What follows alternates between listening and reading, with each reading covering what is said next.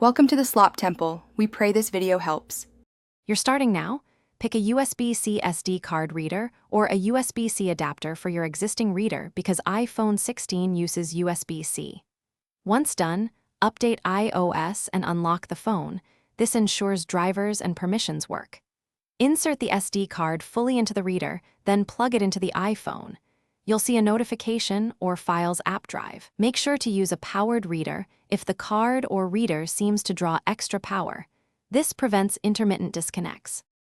Now import and manage files. Open Files to browse the SD volume or Photos to import images and videos. You can long press and drag files into local iPhone folders or use Photos Import to add media directly to your library. If the card doesn't mount, check Format.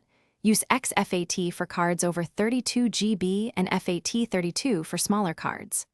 Also, some RAW or proprietary camera formats require a specific app.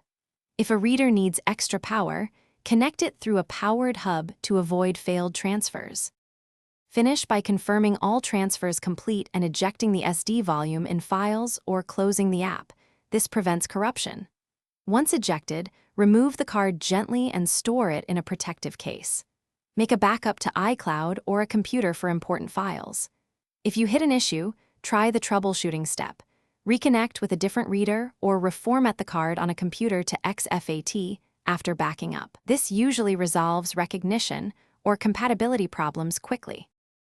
Thanks for watching. Consider subscribing if we helped you.